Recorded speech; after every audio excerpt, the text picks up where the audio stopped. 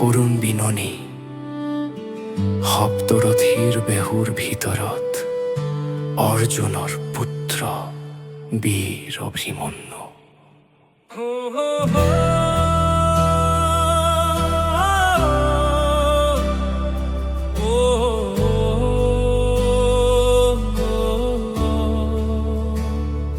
সপ্তৰথীৰ বেহুত এফালে যদি দুঃসাহন, এফালে গুৰু দ্ৰোণাচাৰ্য কৃপাচাৰ্য অহংকাৰী দুৰ্যোধন, গুৰুৰ পুত্ৰ অশ্বত্থামা মহাবীৰ কৰ্ণ আৰু শল্য, অভিমন্যুক নৃশংস অন্যায় ভাৱে হত্যা কৰা হল।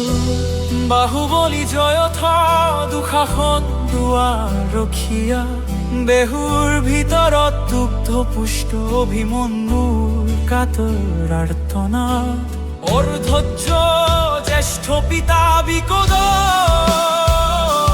যুদ্ধ দিও নোৱাৰিলে সৰশক্তিমান বিকটৰে।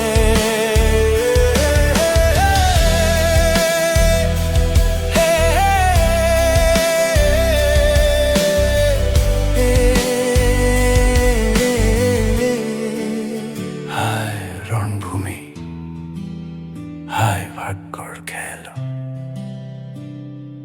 সকলো চেষ্টা বিফল, বেহু ফালি ওলোৱাৰ বাট বিচাৰি নেপালে বীৰ অভিমন্যু।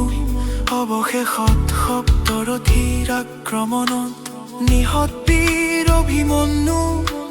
মহাভাৰতৰ কলংকিত অধ্যায়। আৰু আমি বিশ্বাস কৰি ল'ম নেকি সকলো ঈশ্বৰৰ ইচ্ছা?